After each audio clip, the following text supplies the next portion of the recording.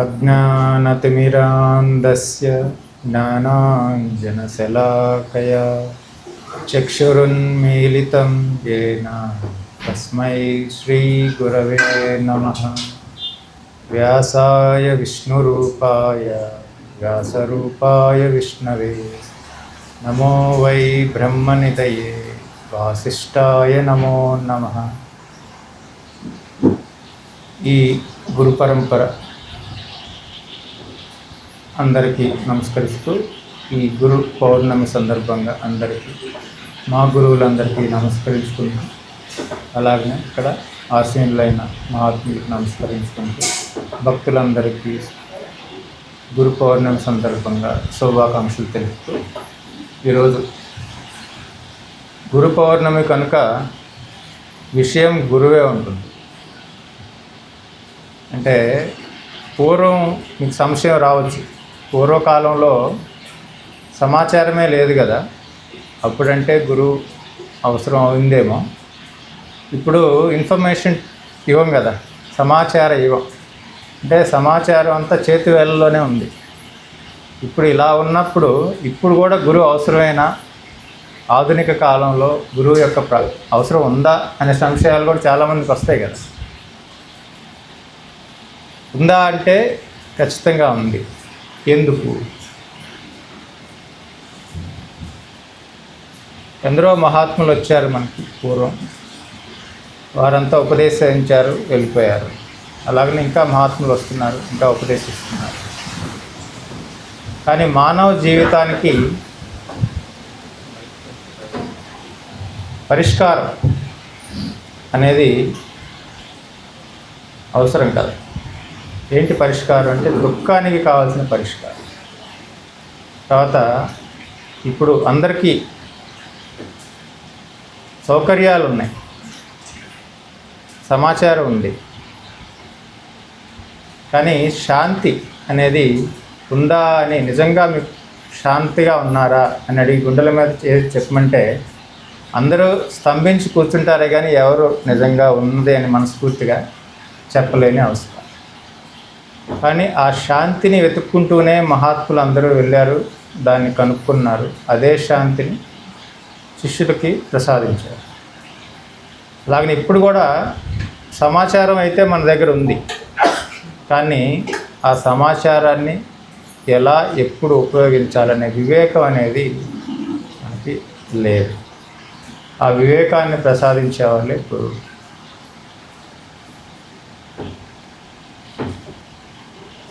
ఇదే సమస్య అర్జునుడికి కూడా వచ్చింది. అర్జునుడికి ఏమన్నా శాస్త్ర జ్ఞానం తక్కువ ఉందా? ఏం తక్కువ లేదు. కానీ జీవితంలో ఒక ముఖ్యమైన ఘట్టంలో ఆయన స్తంభించిపోయారు, ఏ నిర్ణయం తీసుకోలేకపోయారు. అదే కదా, కార్పణ్య దోషో పహత స్వభావ ఉచ్చామిత్వాం ధర్మ సమ్మూఢ చేత శ్రేయశ్చాన్నిశ్చితం బ్రూహితన్మే శిష్యస్తేహం షాదిమాం త్వాం ప్రపంచ. అటువంటి శక్తివంతుడు జ్ఞానవంతుడైన అర్జునుడు కూడా ఆ జీవితంలో ఒక ముఖ్యమైన ఘట్టంలో ఏం చేయాలి, నాకు ధర్మం ఏంటో తెలియట్లేదు, నాకు శ్రేయస్సు ఏంటో తెలియట్లేదు, నువ్వే చెప్పాలని శ్రీకృష్ణుని అభ్యర్థించినప్పుడు శ్రీకృష్ణుడు మనకు ప్రసాదించిందే భగవద్గీత. అలాగనే వివేకానంద స్వాముల గురించి మీరంతా వినుంటారు. ఆయన ఎంతటి విద్యావంతుడు, ఎంతటి బుద్ధిశాలి. అటువంటి బుద్ధిశాలికి కూడా పరిష్కరించుకోలేని సమస్య.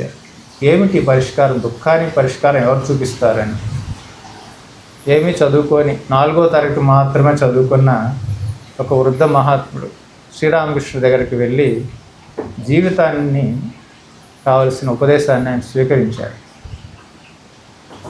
అంటే అటువంటి మహాజ్ఞానవంతులు, బుద్ధిశాలులకు కూడా ఆ జీవితం యొక్క సమగ్ర విచారణ అనేది తెలుసుకోవటానికి గురువుల యొక్క అవసరం వచ్చింది.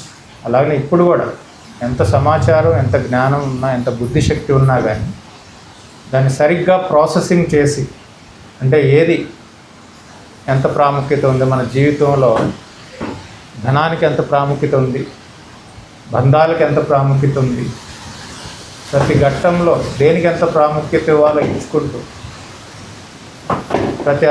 ఏది ఒక లక్ష్మణ్ రేఖ విధించుకుంటూ ఆ శాంతికి, పరిపూర్ణమైన శాంతికి చేరుకోవటానికి మార్గనిర్దేశకులుగా గురువులే మనకి మార్గం చూపిస్తారు.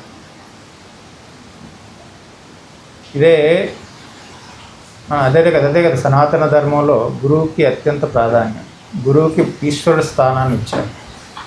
ఎందుకు అంటే ఆ జీవితం యొక్క సమగ్రతను మనకు ప్రసాదించి ఆ జీవితాన్ని ఎలా అర్థం చేసుకోవాలి, ఆ మానవ జీవిత లక్ష్యం ఏంటి అని మనకి ఖచ్చితంగా విడమర్చి చెప్పి మనల్ని అర్థం చేయించి మనల్ని ఆ మార్గంలో తీసుకువెళ్ళేవాళ్ళు, ఆ శాంతి మార్గంలో.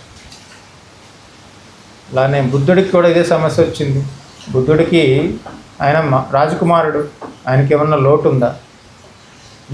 ఇక్కడ ఉన్న వాళ్ళందరికంటే చాలా గొప్పవాడు కదా, యువకుడు, అన్నీ ఉన్నాయి. కానీ ఆయనకి ఈ దుఃఖానికి పరిష్కారం కనుగొనాలనే ఒక ఆలోచన.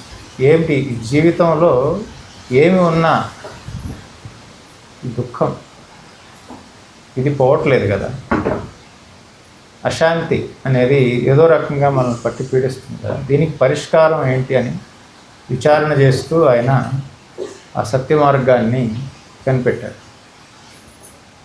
అందుకనే ఇక్కడ ఈరోజు బుద్ధుడు మొట్టమొదటి ఉపదేశం ఇదే రోజున సారనాథ్లో ఇచ్చారు. ఇదే గురు పూర్ణిమ రోజున ఆయన జ్ఞానోదయం అయిన తర్వాత మొట్టమొదటిగా సారనాథ్ వచ్చి తన సాధకులైన మిత్రులకు మొట్టమొదటిగా ఉపదేశం ఇచ్చారు, ఈ సత్య మార్గంలో వెళ్ళటానికి. అది ఇదే రోజు. అందుకని బుద్ధుడికి మనకి ఏదో ఒక సంబంధం వస్తూనే ఉంటుంది. ఒకసారి ఆనందుడు, బుద్ధుడి యొక్క శిష్యుడు, ఆయన ఒకటి మననం చేసుకున్నట్టు కనిపెడతాడు. ఆధ్యాత్మిక మార్గంలో గురువు సగభాగం కదా గురువుగారు అని అడుగుతాడు బుద్ధుడిని. అప్పుడు బుద్ధుడు, కాదు నాయన, సగభాగం కాదు, యావత్ ఆధ్యాత్మిక జీవితం అంతా గురువే అవసరం. ఎందుకు? ఆయన ఆనందుడి యొక్క విచారణ ఏంటి? గురువు ఉపదేశిస్తాడు, మనం సాధన చేసుకుంటే సగమేమో మనది, సగం గురువుది అనుకున్నాడు. కానీ బుద్ధుడు దాన్ని ఒప్పుకోలేదు. నిజమే కదా, అందరికి అనిపిస్తుంది కదా, సాధనం శిష్యుడే చెయ్యాలి, మరి మొత్తం గురువు ఆధ్యాత్మిక మార్గం అంతా గురువే ఎలాగా అని సంశయం వచ్చినప్పుడు ఆయన చెప్తారు, జీవితాన్ని పరిపూర్ణంగా అర్థం చేయించేది అంటే మనకు సరైన జ్ఞాన దృష్టిని, ఎలాగ ప్రపంచాన్ని చూడాలి, జన్మ మరణ, ఎటువంటి దృష్టిని, సరైన దృష్టిని మనకు ప్రసాదిస్తారు, సరైన శీలాన్ని మనకి నేర్పిస్తారు, మంచి విలువలతో కూడిన జీవితాన్ని మనకి నేర్పిస్తారు.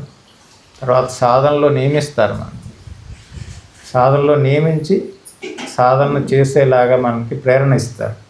తర్వాత ధ్యానంలో నడిపిస్తారు, మన ప్రజ్ఞని జాగృతం చేస్తారు. అలాగనే ఆ లక్ష్యం చివరి వరకు, లక్ష్యం చేరుకునే వరకు మనకి ఒక మంచి మిత్రుడిగా మనకి సహాయం చేస్తూ ఆ లక్ష్యాన్ని చేరుస్తారు. అందుకనే బౌద్ధ మతంలో గురువుల్ని కళ్యాణ మిత్రులు అంటారు. అంటే వారికి ఆ కళ్యాణాన్ని, అంటే జీవితం మొత్తాన్ని సుందరంగా మార్చే వారు కనుక కళ్యాణ మిత్రుడు అని పిలుస్తారు బౌద్ధ మతంలో గురువులు. ఇప్పుడు మన ఆధునిక టెక్నాలజీలో చూద్దాం, గురువులు అంటే ఎలా సహాయం చేస్తారు. జీపీఎస్ ఉంది కదా, మీరు కారు ఎక్కితే జీపీఎస్ ఆన్ చేసేస్తారు కదా, అంటే ఏం చేస్తుంది? మొదట జీపీఎస్ నువ్వు ఎక్కడున్నావో చెప్తుంది, లక్ష్యం ఏమిటో డిసైడ్ చేసుకోమని చెప్తుంది, ఎక్కడికి వెళ్ళాలి, పలానా చోటుకి వెళ్ళాలి అని మీరు టైప్ చేసేస్తారు. సరే, మీరు బయలుదేరితే మధ్యలో ఎక్కడైనా దారి తప్పారనుకోండి, మీరు దారి తప్పారని అది చెప్తుంది, మళ్ళీ రీరూటింగ్ చేస్తుంది, అక్కడి నుంచి మళ్ళీ మీ మార్గానికి ఎలా వెళ్ళాలి. అలా మీ లక్ష్యం చేరే వరకు అది మనకు తోడుగా ఉంటుంది కదా జీపీఎస్. అలానే ఇంకొక జీపీఎస్ ఉంది, అదేంటంటే గురు పొజిషనింగ్ సిస్టమ్. అంటే జీవితంలో మనం ఎక్కడున్నాము అనేది గురువులు చూస్తారు. అంటే ఒక శిష్యుడు తన విద్య నేర్చుకోవడానికి వచ్చిన శిష్యుడికి అతను ఎక్కడ ఉన్నాడు, ఏ స్థాయిలో ఉన్నాడు అనేది అతనికి చూపిస్తారు. తర్వాత ఆ జీవిత ప్రయాణం ఎక్కడి లక్ష్యం ఏంటి అనేది కూడా ఉద్బోధిస్తారు. నాయన నీకు కావాల్సింది శాంతి. ఎందుకంటే నువ్వు ముందే అన్నీ నేర్చేసుకున్నావు, నీకు బతుకు తెరుగు కావాల్సినవి అన్నీ నేర్చేసుకున్నావు కదా, నీకు అన్నీ ఉన్నాయి. ఇక్కడ ఉన్న వాళ్ళందరికీ సుఖాలకేం లోటు లేదు కదా, కానీ ఏదో కావాలి అనే ఏదో లేదు మనకి, అది ఇక్కడికి వస్తే వస్తుందనే ఒకటి ఉంది కదా, దానికోసమే. అది దేనికోసం అయితే నువ్వు వెతుకుతున్నావో కరెక్ట్ మార్గానికి వచ్చావు నువ్వు. కాబట్టి నీ లక్ష్యం ఏంటనేది స్పష్టం చేస్తారు మనకి. అలాగనే మార్గం బయలుదేరిన తర్వాత దారి తప్పితే మనల్ని మందలించి మళ్ళీ సరైన తోవలో పెట్టి మళ్ళీ ఆ మార్గంలో ఏమన్నా ఆటంకాలు వస్తే ఆ జీపీఎస్ ఏం చేస్తుంది, ట్రాఫిక్ ఉన్నదని మనం చెప్తుంది కదా, అలాగని ఇక్కడ కూడా మనకి సాధనలో ఆటంకాలు వస్తాయి. మన మనస్సు వ్యతిరేకిస్తుంది. ఆ మనస్సుని ఎలాగ సిద్ధం చేసుకోవాలి, ఎలాగ సాధన చేయాలి, ఎలాగ ఈ మార్గంలో ముందుకు వెళ్ళాలంటే మనం చేసే కర్మల్లో ఏ విధంగా చేయాలి. భక్తి ఉంది, అందరికీ భక్తి ఉంది, కానీ ఆ భక్తిని ఎలాగ పరిపక్వం చేసుకోవాలి. అలాగనే జ్ఞానం అందరికీ వింటున్నారు కదా, ఎన్నో సంవత్సరాల నుంచి జ్ఞానం వింటున్నారు. ఆ జ్ఞానాన్ని ఎలాగ మనం ఉపయోగించుకోవాలి మన జీవితంలో, దాన్ని అధ్యయనం చేసి దాన్ని ఆకలింపు చేసుకొని డైజెషన్. ఉట్టినే తింటా ఉంటే అది అరగకపోతే ఏమవుతుంది, అజీర్తి అవుతుంది. అలాగనే మనం సంపాదించిన జ్ఞానాన్ని ఎలాగ మనం పరిపూర్ణంగా మన సొంతం చేసుకోవాలి, దాన్ని విజ్ఞానం అంటారు. జ్ఞానాన్ని మన సొంతం, దాని యొక్క పరిపూర్ణ స్థితిని మనం సొంతం చేసుకున్నది దాన్ని విజ్ఞానం. ఆ విజ్ఞానానికి చేరుకోవటానికి ఏ ఆటంకాలు ఉన్నాయో గమనించి ఆ ఆటంకాలను తొలగించుకునే ఉపాయాలు చెప్పి ప్రతి క్షణంలో అలా లక్ష్యం చేరే వరకు మనకి సహాయంగా ఉంటారు. మానవ జీవిత పరమార్థాన్ని చేరుకోవటానికి మనకు సహాయం చేస్తారు.